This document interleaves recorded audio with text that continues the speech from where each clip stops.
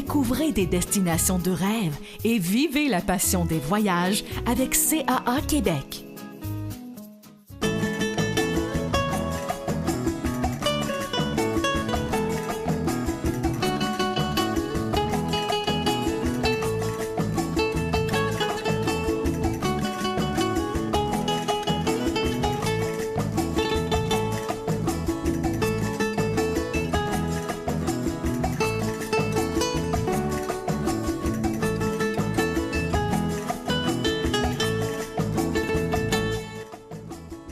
Salut tout le monde, bienvenue à Passion Voyage. Qu'est-ce que c'est Passion Voyage? En réalité, c'est le premier point de départ de votre prochaine destination. On commence déjà à préparer son voyage et ça fait partie de la magie et du bonheur de voyager. Parlant de bonheur, ma co-animatrice qui est avec nous cette semaine, Angelina Mikoniatis. Salut, comment ça va? Salut Jean-François, ça va bien, merci. J'ai déjà hâte de connaître notre destination. On est en Europe. Oui, cette semaine, je vous propose une croisière fluviale sur un autre fleuve mythique de l'Europe, le Rhin. Okay. Notre périple va nous permettre de visiter 4 pays, la Suisse, la France, l'Allemagne et les Pays-Bas. Sur notre parcours, on va pouvoir admirer de magnifiques paysages composés de lacs et de montagnes, visiter des châteaux et des demeures seigneuriales et goûter au vin Riesling. On comprend pourquoi des poètes et des écrivains de l'époque tels Alexandre Dumas et Victor Hugo ont tombé sous son charme. Et ce sont les grands poètes romantiques en plus, alors on adore ça. On va tout de suite s'arrêter parce que j'ai déjà hâte d'embarquer sur ce Rhin, de voguer comme ça. Au retour, on va regarder la ville de Zurich en Suisse. Restez là, Passion Voyage.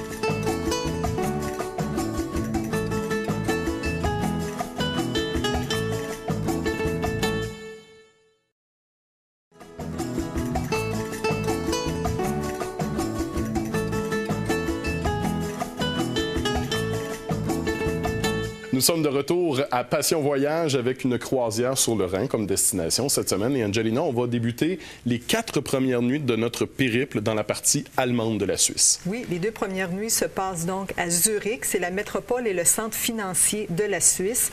Ville très cosmopolite, 30 des habitants sont des étrangers.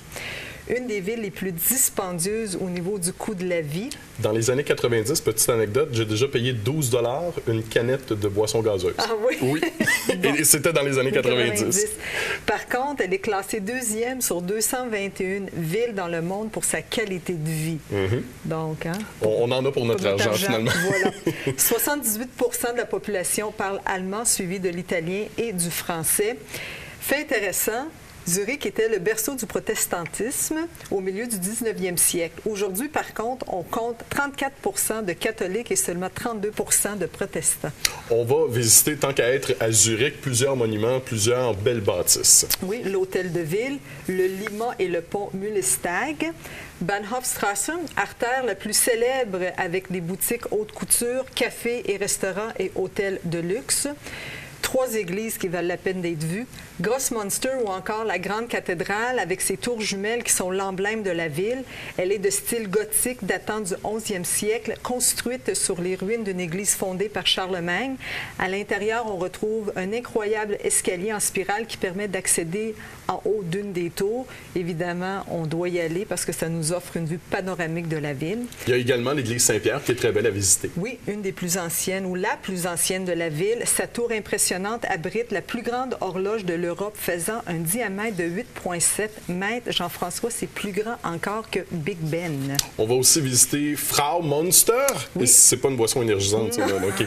Elle date du 13e siècle et elle est réputée pour ses vitraux créés par Marc Chagall. Quand même, hein? Oui. On pourrait dire que c'est pas un Titelain qui a fait ces vitraux-là, quand même. C'est très beau. On va poursuivre notre visite toujours en Suisse, cette fois-ci à Lucerne. Oui, la 6e ville en importance avec moins de 100 000 habitants. Elle est située sur le bord du lac des 4 cantons, au pied des Alpes suisses. Nous allons faire une croisière sur ces eaux paisibles pour admirer le décor enchanteur.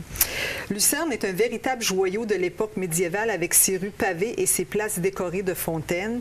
Elle possède plusieurs ponts couverts, le plus connu étant le pont de la Chapelle. C'est le plus vieux pont en bois de l'Europe. On y retrouve 111 peintures triangulaires datant du 17e siècle qui retracent l'histoire de la ville et du pays. Lors de votre temps libre, je vous suggère de faire une petite excursion, faire la montée en téléphérique du mont Pila. Le sommet est à plus de 2000 mètres d'altitude. Et pour la descente, prendre le petit train à crémaillère dont la pente est la plus raide au monde avec 48 degrés. À titre de comparaison, Jean-François, le funiculaire de Québec a un angle de 45 degrés. Alors, c'est encore plus à pic. Oui. Ça me donne une bonne idée. On va poursuivre notre voyage à Bâle, mais avant de procéder à l'embarquement, on va avoir quand même le temps un peu de visiter la ville. Bien sûr. Troisième ville d'importance de la Suisse, frontière avec l'Allemagne, Suisse et la France, reconnue comme une très grande ville universitaire, un centre bancaire et un carrefour commercial. C'est soit le dernier ou le premier port sur le Rhin, selon dans quelle direction on voyage, qui est accessible aux péniches. Lors de la visite de la ville, on va voir la fontaine Tingley, l'hôtel de ville d'allure médiévale et les superbes maisons patriciennes du 18e siècle. On va procéder à l'embarquement sur notre bateau. C'est le Amacello de Ama Waterways. Exactement. Ce navire est entré en service en 2008 et peut accueillir 148 passagers et a 41 membres d'équipage. Le navire compte 4 ponts, dont le pont supérieur qui permet de contempler confortablement le paysage tout au long du parcours. La majorité des cabines possèdent des balcons et font 170 pieds carrés. Les cabines sont très confortables, Jean-François. Elles sont climatisées et équipées de mini-bars, de séchoirs à cheveux, télévision avec système de divertissement sophistiqué, ainsi que l'accès gratuit à Internet sans fil. Je sais que c'est un point important pour toi, Jean-François. Qu'est-ce qu'on mange? Qu'est-ce qu'on mange? La gastronomie à bord des navires d'Ama Waterways est également une expérience en soi et justifie amplement son classement dans la catégorie des navires haut de gamme. Oh. Le bateau se ravitaille avec des produits frais tout au long du parcours, ce qui leur permet de nous faire des spécialités culinaires avec les vins régionaux et évidemment la nourriture du terroir. C'est la seule compagnie de croisière fluviale à être admise au sein de la prestigieuse association de la chaîne des rôtisseurs. Ah oui. Et du côté de l'animation sur le bateau, on est très loin du style clinquant des gros casinos de Las Vegas. C'est quand même une croisière raffinée. Là. Tout à fait. On va vous inviter à assister à des soirées typiques mettant à l'honneur des artistes locaux. Le jour, évidemment, ça va être des excursions qui vous sont offertes gratuitement sur le navire, où vous pouvez aussi utiliser l'un des vélos mis à votre disposition pour découvrir la destination à votre rythme. C'est un autre point qu'on retrouve sur les croisières fluviales. Si on aime ça, on peut visiter un peu. Exactement. Dans le fond, il vous reste juste à défaire vos valises et vous familiariser avec votre hôtel flottant qui sera votre chez-soi pour les 7 prochains jours. On dirait que ça me plaît bien quand même. Oui, ça me relaxe déjà. Ça, c'est parfait pour moi. On va s'arrêter l'instant d'une très courte pause, si tu le veux bien. On va continuer de parler de notre croisière sur le Rhin au retour, mais d'ici là, on va rejoindre Sophie en centre de service à Passion Voyage.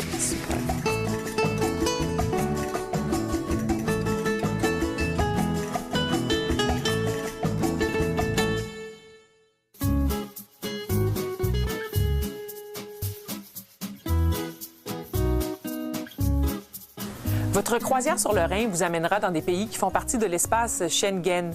Les 26 pays de ce regroupement ont des règles communes concernant les visas et les contrôles aux frontières. Assurez-vous d'avoir un passeport valide pour au moins 3 mois après votre retour au Canada. Sachez enfin qu'aucun visa n'est requis. Vous pourrez payer en euros dans tous les pays que vous visiterez lors de ce voyage. En Suisse, toutefois, le franc suisse étant la devise officielle, c'est ainsi qu'on vous rendra la monnaie. Les pickpockets ou voleurs à la tire sont nombreux, particulièrement à Zurich. Redoublez de vigilance dans les endroits publics. Les voleurs travaillent souvent en tandem. Une première personne distrait la victime pendant que l'autre commet son délit. Amsterdam est une ville qui s'active particulièrement à la tombée du jour. Restaurants, théâtres, casinos, vous ne manquerez pas d'activités. Et ne soyez pas étonnés, la consommation de drogue douce est tolérée dans ce qu'on appelle les coffee shops. Sachez enfin que les croisières fluviales diffèrent des croisières maritimes ou océaniques. Une de ces différences est que vous pouvez apporter du vin à bord, et ce, sans payer des frais de bouchon appelés cork fees en anglais. Vous pourrez donc prendre l'apéro dans votre cabine ou sur votre balcon à moindre coût. Et n'oubliez pas que les pays membres de l'Union européenne offrent un remboursement de la taxe de vente appelée TVA à ses visiteurs étrangers. Conservez vos reçus d'achat et vous pourrez réclamer un remboursement des taxes à l'aéroport. Sur ces quelques conseils, bon voyage! Dans quel pays le navire Amacello a-t-il été construit? A. Aux Pays-Bas, B. En Finlande ou C. En Italie? La réponse après la pause.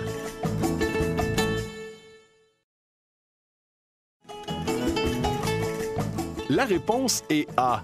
Le Amacello a été construit en 2008 aux Pays-Bas, mais il est enregistré en Suisse où se trouve son port d'attache, Bâle. Nous sommes de retour à Passion Voyage avec une croisière sur le Rhin comme destination cette semaine. Angelina, on le sait, le Rhin, c'est un fleuve qui fait une frontière naturelle entre l'Allemagne et la France. Oui. Et notre premier port d'escale se trouve justement en Allemagne. À Brisac, c'est la ville fortifiée la plus redoutable d'Europe. Elle abrite le plus grand cellier d'Europe.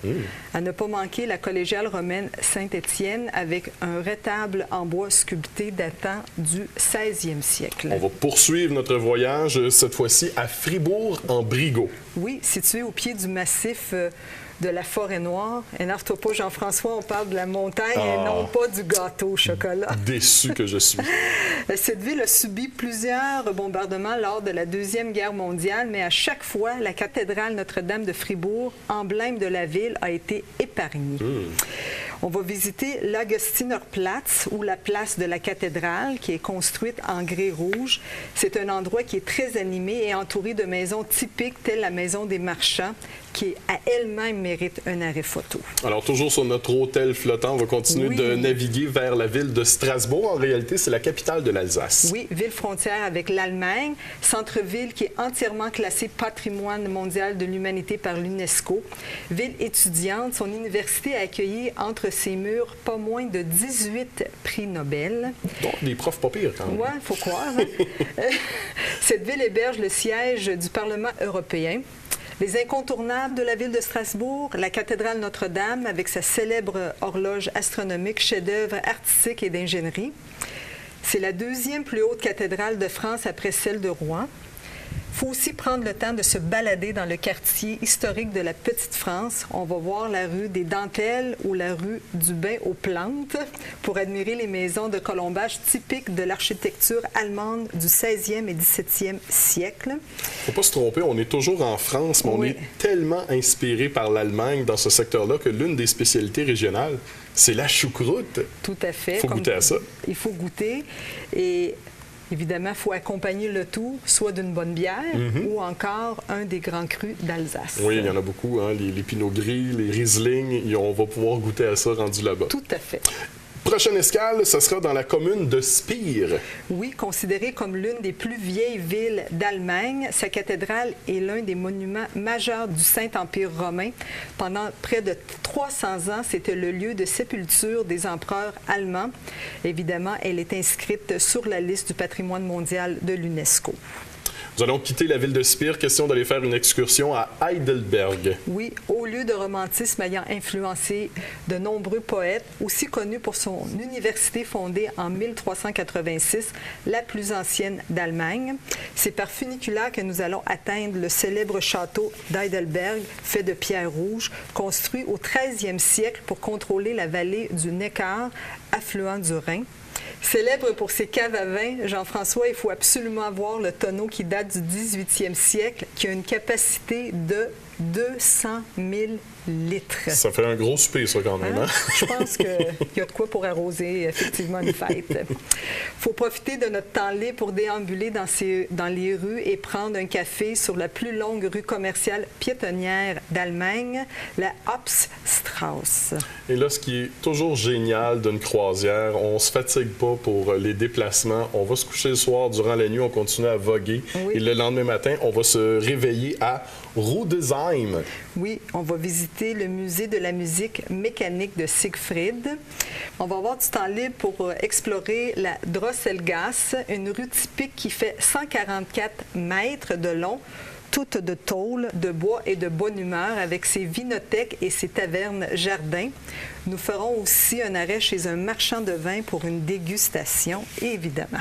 En après-midi, on va poursuivre encore une fois notre croisière. Question de se retrouver dans la vallée du Haut-Rhin. Oui, aussi appelé le Rhin romantique.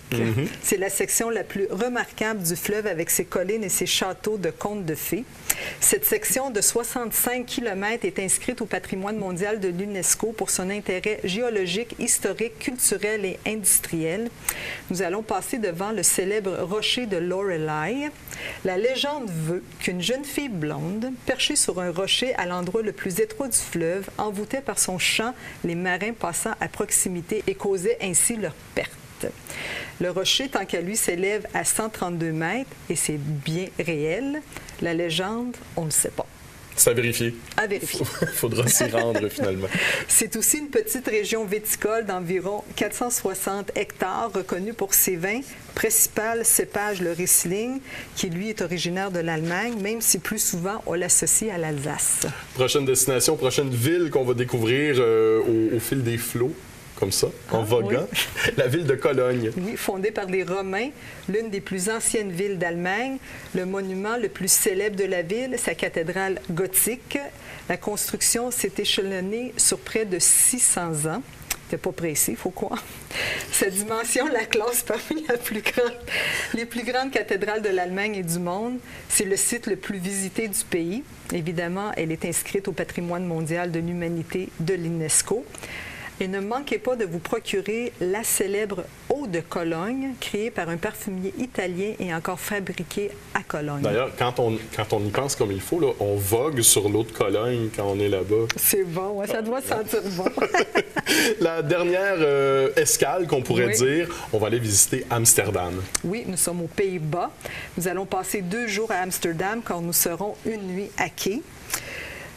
C'est une ville qui possède un des plus grands patrimoines culturels d'Europe, bien connu pour ses canaux qui lui ont valu le surnom de Venise du Nord. Nous aurons l'occasion de naviguer sur ces canaux pour admirer les coquettes maisons qui bordent les rives, ainsi que la maison d'Anne Frank, transformée en musée consacré à l'écrivaine juive qui s'était réfugiée pendant la Deuxième Guerre mondiale. C'est aussi, évidemment, une ville-musée, puisque les Pays-Bas ont donné de célèbres peintres réputés tels que Rembrandt et Van Gogh. Prenez le temps de parcourir la ville à vélo comme le font les habitants. Oui, c'est vrai. Pour les plus audacieux, il y a les nombreux coffee shops qui proposent de délicieux brownies aux propriétés plus que nutritives, mais bien légales à Amsterdam. C'est toléré là-bas, hein, quand même. Il faut aussi profiter de la vie nocturne de cette ville et peut-être aussi pour les plus téméraires, son quartier de Lanterne Rouge ou si vous préférez le Red Light District. Qui est un autre classique d'Amsterdam, bien sûr. Oui. C'est justement à Amsterdam, ville énergique et lieu pittoresque, que se termine malheureusement notre périple sur le Rhin. Nous aussi, on va terminer ça ici, juste pour une pause. Par contre, on va revenir au retour. Question d'aller rejoindre Marie-Ève qui nous attend en centre voyage. Restez là à Passion Voyage.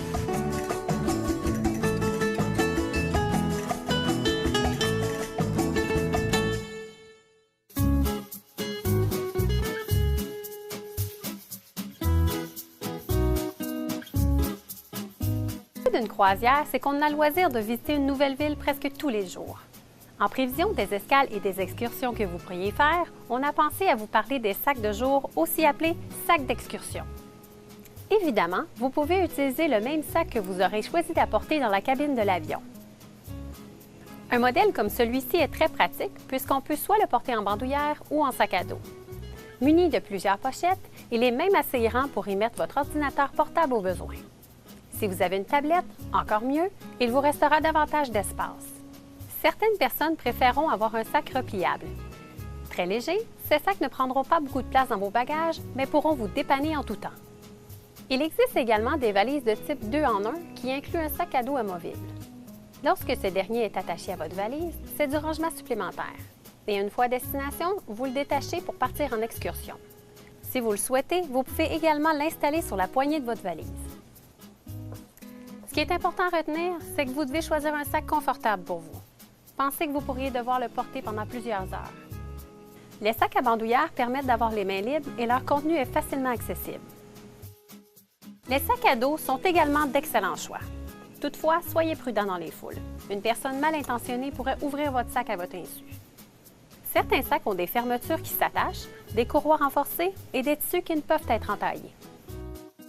Et un grand classique, mais toujours d'actualité, le fameux sac banane. Compact et muni d'une ceinture réglable, il est aussi très sécuritaire parce que près du corps, donc difficile d'accès pour les voleurs.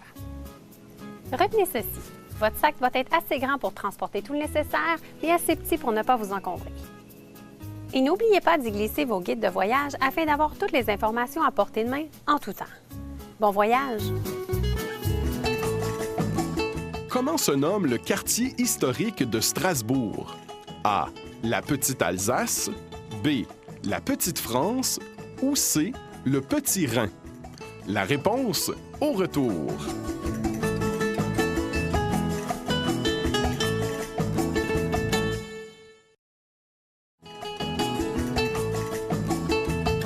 La réponse est B. Le nom de Petite-France a été donné à ce quartier pour avoir abrité un hôpital où l'on soignait les malades atteints du mal des Français. En réalité, ce quartier fait plutôt penser à Venise avec ses canaux et ses ruelles étroites. Nous sommes de retour à Passion Voyage avec notre croisière sur le Rhin cette semaine. Angelina, il y a une date en particulier que tu as à nous proposer pour ce voyage-là. Oui, du 13 au 25 septembre 2014. C'est presque dans un an. Presque, oui. C'est un 13 jours et 12 nuits. Exactement. Les points forts de ce voyage, c'est évidemment le séjour terrestre de 4 nuits avant la croisière, dont 2 nuits à Zurich et 2 nuits à Lucerne. La croisière à bord du magnifique Amacello.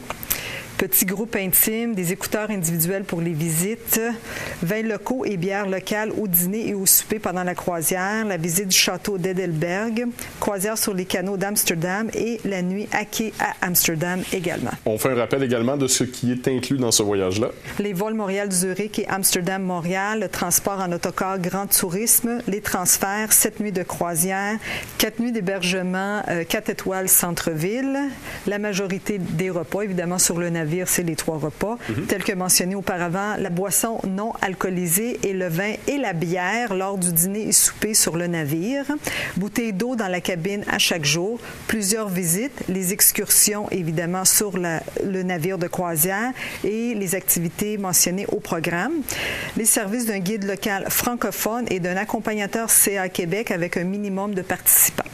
Moi, là, je peux quand même dire que tu es une personne qui est fière de ton équipe de Voyage CA Québec. C'est certain que je suis très fière de mon équipe. Nous avons 2 équipes de forfaitistes. Une équipe qui se spécialise croisière et l'autre qui se spécialise produits terrestres. Oui. Mais on a aussi une centaine de conseillers en voyage dans nos 14 centres voyage un peu partout en province qui sont là, qui attendent de vous aider à choisir le voyage qui est fait sur mesure pour vous. Alors, il faut aller les rencontrer. Ils sont aussi sympathiques qu'Angelina. Ça vous donne une idée quand même. Plus encore. Plus encore! OK.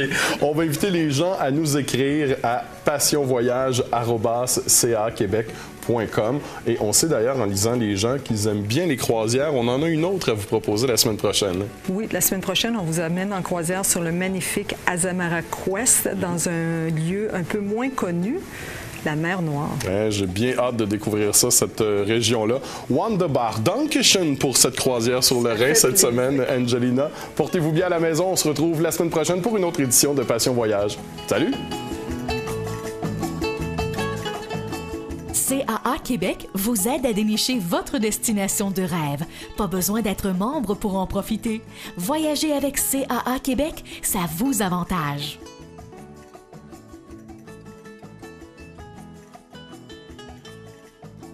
Pour plus d'informations, consultez un de nos conseillers en voyage au 1-877-986-9243 ou visitez notre site caaquebec.com.